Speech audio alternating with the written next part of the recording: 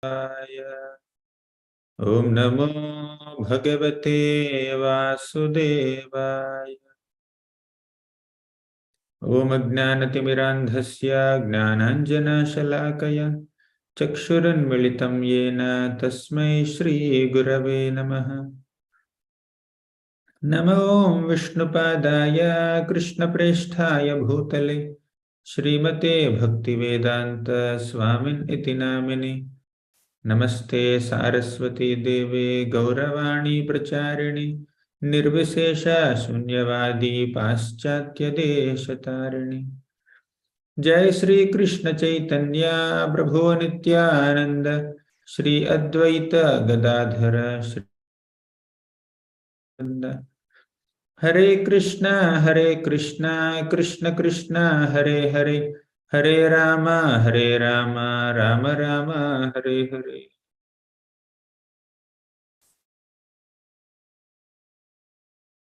Hare Krishna. My humble obeisances to all the devotees. Ekadasi Japa sessions. In the previous session, we have discussed a very important point that we need to chant the holy names of Krishna, although we don't feel that taste. We don't feel that happiness while chanting. Why? Although I am not currently experiencing great taste or happiness while chanting, I have given a promise to my Guru, to please him I will chant. And if I chant, the Supreme Lord Krishna will be happy with me. To make him happy, I will chant. Okay. So, although I am not experiencing great happiness, I am happy that my attempt to chant will make Krishna happy. And that's where a devotee is inspired to continue on the process of chanting the holy names of Krishna, despite the mind troubling him with hundreds and thousands of distractions. Okay, so that attempt to chant the prescribed number of rounds that we have promised, that attempt will actually eventually will turn into great love for Krishna. So initially our japa may not be so focused, okay, but still because we have an intention to please Krishna, so that makes one focus on chanting sooner or later, okay. Because at least at an intellectual platform we have accepted that we are servants of Krishna. That's why we have committed to the path of chanting, in the process of chanting. So now, today we will focus on another important point. Who is the main villain in our chanting? Okay, who is that entity? What is that entity that makes us so distracted and not focused in our chanting? The main villain. Many times we understand that mind is the culprit. Is mind the culprit? Yes, but let's discuss whether mind is really the culprit. Restless child, as you know. So mind has a tendency to taste distractions. Okay, so just like tongue has a tendency to taste tasty items. Some people like sweets. Some people like some spicy items. Similarly, mind likes two things, sankalpa and vikalpa, to love something and to hate something. So mind tastes distractions, and the distractions are of two flavors in chanting, sankalpa and vikalpa, attachments and aversions. You have a determination to achieve something and you want to stay away from something. So like that, positives and negatives, likes and dislikes, pleasant things and unpleasant things, mind focuses on that. Mind tastes distractions. Just like child is very crafty, very naughty, and child demands attention. Mind is also like a child. Mind is very naughty, mind is very restless, mind is very fickle, mind always imagines things, and mind demands attention, our attention. So now you're chanting, you're trying to focus on the holy name, or you're reading, you're trying to focus on the book, Srimad Bhagavatam, but the mind goes here and there. Mind says, please be attentive to that. Please be attentive to the message that is coming in the phone. So mind demands attention, just like child demands attention. So the parents are doing something, a small child, innocent child will come and then disturb the parent. Okay, of course, we need to attend to that. So, but we're just comparing mind with the nature of a restless mind. Simply wants to explore anything and everything. Mind has deep amount of curiosity. So just like a child just walking on the street and with the parents, what is that? What is this? What is this? So there are 100 questions, a lot of curiosity. Why is it so? Why is it? Also has a lot of curiosity, like a innocent or restless child. Okay. So how to deal with the mind? As the scriptures teaches, there are ways of dealing with the mind. Krishna says in Bhagavad Gita, to discipline the mind, you need to learn how to bring the mind back. Yato yato nischalati manas chanchalamassthiram tatastato niyamyaitat atman yeva vasham nayet. Whenever the mind distracts, mind gets distracted from what you are doing, try to bring it back. Yato yato nischalati manah chanchalamassthiram. Mana is chanchalam. It's very fickle. Asthiram. Very unsteady. So being unsteady, being agitated, being fickle is the very nature of the mind, right? Nischalati, agitated, disturbed, distracted. Then asthiram, unsteady. Chanchala means very fickle, flickering. Okay, and always prepared to jump here or valid reason. Sometimes when we are chanting the holy names, Hare Krishna, Krishna Krishna, Hare, sitting in temple hall, sitting in room or wherever, sometimes we will feel like getting up and then walking and chanting. Some people may have knee pains. They may not be able to sit cross-legged for a long time. Stand and then walk. That's one of it reason. Okay. But sometimes your legs are not paining. Okay. You are not exhausted. You're sitting in that posture. And you have not been sitting there for 1 hour also. You just sat. In 5 minutes, you feel like getting up and then walking around. Right? Walking is not wrong. But the point is, why are we getting up and walking? Is it really because it's my physical need or my mental distraction? Sometimes mind might distract us. Don't sit here. Get up. Walk there. While walking, you just look at this, look at that. Okay. So mind has a tendency to explore things. Krishna says, Tatastato niyamyaitat atman yeva vasham nayet. Bring the mind back. Whenever the mind goes here and there, bring the mind back.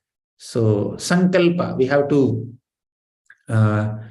firmly be determined to bring the mind back. Okay. And to listen the holy name. Okay. So now listening to the sound vibration that we are uttering helps us bring the mind back. Okay. Just be attentive. Just be attentive. So what is attentiveness in Japa? Whenever the mind goes, you make an attempt to bring the mind back. That attempt is attentiveness. Okay. You try to bring the mind back. So when we are not attempting to bring the mind back, we are inattentive. We are attentive to the mind. We are attentive to the holy name. But when we are attempting to bring the distracted mind back, then that is called attentiveness. Okay. In one sense. So goes here and there, try to bring it back. One way of bringing back. Okay, mind is thinking of something. Okay, let me focus. When you are focusing what you are doing, you are trying to hear what you are chanting. Okay. That's the whole thing. But it's not a mechanical thing. Okay, I'll utter and I will hear, and that is japa. Yeah. But ultimately, we need to come to a stage where we feel that love and emotional attachment and feelings for Krishna while uttering the holy name. When a mother is calling the name of the child, mother is not being attentive. Okay, I'm chanting the name of my child. I need to attentively chant. Not like that. It's spontaneous attentiveness manifests. Okay, because there is love. Similarly, we need to come to a stage. We will come to a stage, hopefully, where we attentively chant Krishna's name spontaneously and not like a practice or not with a great struggle. Okay, because there's a bonding between mother and the child. Naturally, when the child is calling the mother or mother is calling the child, it's not that they are distracted, they are attentive in uttering each other's names. Okay, similarly, when Krishna is calling the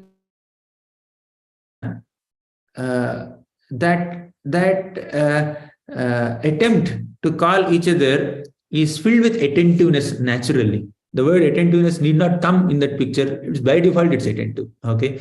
But in our practice days, where there is no sufficient love for Krishna, we need to bring the mind back and try to be attentive while uttering Krishna's names, because love is missing. Okay. So we have spoken a lot about mind, how mind distracts us in japa, how mind is very fickle. We need to bring the mind back, just like a mother brings the restless child back. Say 1-year-old baby or 1.5-year-old baby sitting in mother's lap, and the mother is doing something or talking to someone, child is going here and there, okay, trying to explore this and that. So mother will just bring the child back and keep in the lap. Because child may crawl somewhere and then go somewhere and then fall or get into some danger. So just like a mother brings the restless child back into her lap, similarly, a devotee brings the restless mind back and makes the mind focus on the holy name. Okay. So mind is seen as quote unquote villain. The restless mind, the fickle mind, the unsteady mind, the distracted mind, the uncontrolled mind is in our chanting. We must see like that. But is mind really a villain? Is the child really the villain in mother's thing, mother's lap? No. Mind is very sweet. Mind is, in fact, mind is born out of sattva guna, mode of goodness. Ultimately, when we are connecting with Krishna, the highest stage of connecting with Krishna is through mind. Last time we discussed. Okay. One way of connecting with Krishna is through senses, by serving him. Through intelligence, by understanding his tattva, by studying Shastra. Through mind, by feeling emotions, by having emotions and love for Krishna, isn't it? So ultimately, our emotional bonding with Krishna happens through mind only. How can we hate mind? How can we see mind as a villain? Mind is not a villain. Okay. So it seems like that. Uncontrolled mind is enemy. Krishna mind is enemy, but if the same mind, if it is controlled, it becomes our closest friend, isn't it? So don't stop seeing mind as a villain. See the mind as the greatest faculty that we have to develop emotions for Krishna, to establish a deep. Okay, so now who is the villain here then? Uncontrolled mind is the villain, but why mind is uncontrolled? What's making the mind uncontrolled? That is the real villain, right? Mind itself is not villain. For example, when you're eating rice, sometimes it appears sweet. Sometimes it's very spicy. Why? Rice in itself is neither sweet nor spicy, not hard. What we are mixing in it makes difference. You can make sweet rice by putting milk and sugar into the rice, put some dry fruits also. And you can also make pulihara or biryani or pulao in it by putting some spicy masala. Okay. But rice in itself can be used in both ways, isn't it? Okay. Similarly, mind in itself is not the villain. Uncontrolled mind is the villain. What's making the mind uncontrolled? Why mind is becoming uncontrolled? It's the ego. It's the false ego. That's the real villain. Okay. So false ego is the real villain in our chanting, main villain. Okay. So as I said some time back, mind tastes distractions. Mind has a tendency to taste a distraction like sankalpa, vikalpa, like a child. And we also saw how the mind is like a child, very naughty, demanding attention. But from a positive side, the child is easily engaged. Child is very sweet. Child is very innocent. So the child is just crying or just bothering. Then suddenly mother may show some nice wallpaper in the say Vrindavan Bihari wallpaper, Krishna wallpaper, and the child becomes focused. Or give a little toy to the child. Child starts playing with the toy for next 1 hour. Focused. Just give some engagement, positive, nourishing engagement to the child. Child hooks onto that. Okay. So there is an innocence aspect also in the mind. Then mind can easily be made focused and peaceful, provided our identities are clear. So quality of mind that we have not discussed in the previous slide was mind is a subservient of false ego. Mind's function is to maintain the false ego and protect the false ego, because mind has an obedient nature. Mind is obedient to the ego, false ego. As a king, the mind's thinking, feeling, willing is in relationship with that identity as a king. Okay, I am king, I am king. My feelings and my emotions all are connected to that identity as a king.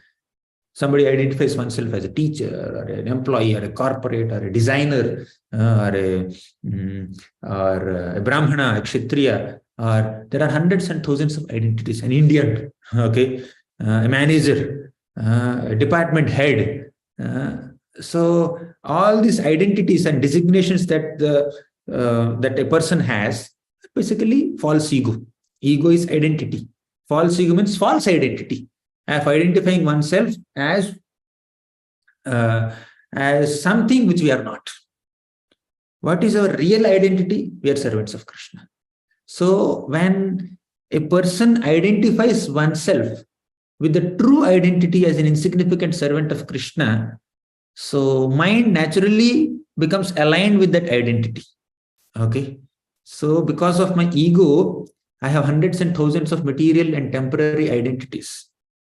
But if I start identifying myself as a servant of Krishna, which is true ego, the mind automatically becomes a subservient of that identity and starts thinking, feeling, willing in terms of that identity, in terms of being a servant of Krishna. So when we are chanting the holy names of Krishna, we need to understand that we are servants of Krishna. Let us remind ourselves, I am a servant of Krishna, I am a servant of Krishna, I am a part and parcel of Krishna, I am an amsha of Krishna, I am a lover of Krishna. Okay, my real is in loving Krishna and lovingly serving Krishna. So when we remind ourselves of this fact of our eternal relationship with Krishna, and with that mood, if we sit for chanting, then our chanting will be more spiritual experience and less exhaustive experience. Sometimes chanting is an exhaustive experience because hundreds of identities are bothering us within the mind.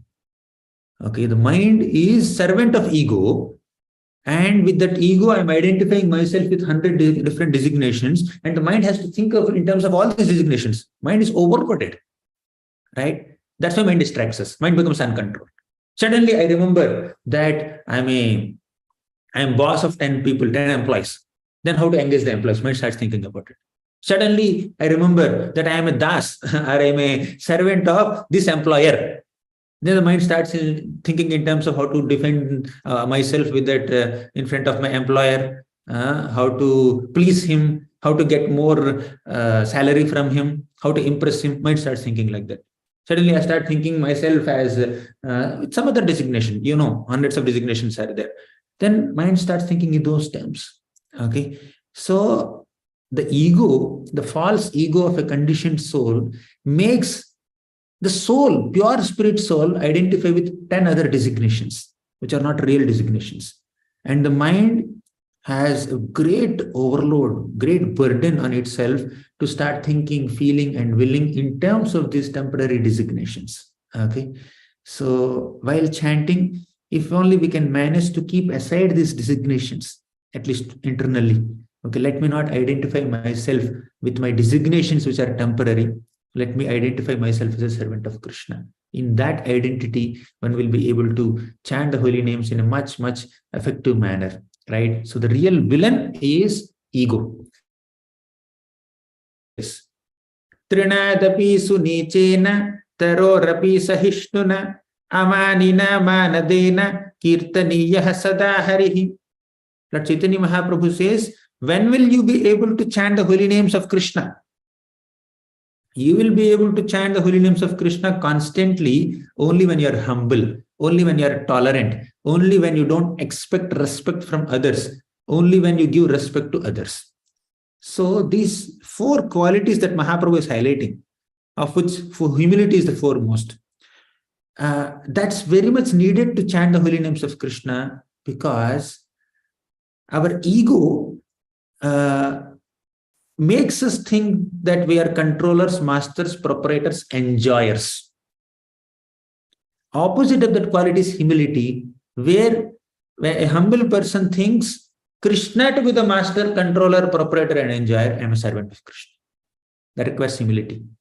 So, my ego, my mind is subservient of that ego and starts thinking, feeling, willing in terms of those temporary identities. But when I'm humble, when I consider myself as a humble servant of Krishna and don't consider myself in the position of Krishna, of being the controller, master, enjoyer, proprietor, then natural and simpler. Okay, it's a very simple thing, but it becomes complicated because our mind is complicated, because mind is overloaded with the burden of serving the false ego. Okay, because sometimes service is burden, and service to false ego is the greatest burden. Okay, I need to satisfy my false ego, I need to maintain my false ego, I need to protect my false ego. So if only we can keep the designations aside and then start identifying ourselves as servants of Krishna, then we'll be able to chant better. Okay, one last point. Gets up from his sleep, okay, in the morning, he begins his work, okay, because there is the first thing that a materialistic person does is, after taking bath or whatever, then he starts doing his work because he thinks that he is the doer. But what does a devotee do? The first thing is chant the holy names of Krishna. He or she, the devotee, identifies oneself as servant of Krishna, or supposed to identify oneself as servant of Krishna, and start chanting the holy names in the beginning of the day to express one's dependence on Krishna. Krishna, I am not the doer. While a conditioned soul starts doing his work after he gets up from the sleep, a devotee starts chanting the holy names before starting his work. Okay, work is not the main thing for me. My relationship with you is the main thing for me. And whatever work I am doing is a part of your service. And I express my dependence on you only when I seek that energy from you by chanting the holy names. There's chanting is basically a mode of expression of our dependence. Chanting is the way where we give up our false ego. Chanting is the process of keeping aside our false ego. Okay, chanting is an expression of our dependence on Krishna and not thinking oneself as doers and proprietors or enjoyers. Okay, so these are a few thoughts. So ego is the real villain. So if only we can keep aside all the temporary identities while chanting, at least just within that mind, this 1.5 hours, I will just focus on my identity as a lover and servant of Krishna, not as my identity as different other things. Okay, they are important. They're very much needed. We need to attend to those responsibilities. But first, spare some time to identify yourself as servant of Krishna. Then what happens when we get into this practice? Everything that we are doing in the remaining 23, 22 hours of the day will be along with this identity. Okay. Otherwise, we are lost in those identities, temporary identities. Okay. We'll discuss more on the next Ekadashi. Thank you so much. Your association is helping me improve my own chanting. I don't know how much it is beneficial, useful to the devotees who have assembled here, but definitely this whole endeavor is to improve my own chanting, which is very poor at this moment. So let me increase. I need your blessings. Thank you very much. Harinam Prabhu ki jai, Srila Prabhupada ki jai. Hare Krishna. I have another session at 7 o'clock, so I'll take your leave. No questions. Okay, thank you. Hare Krishna.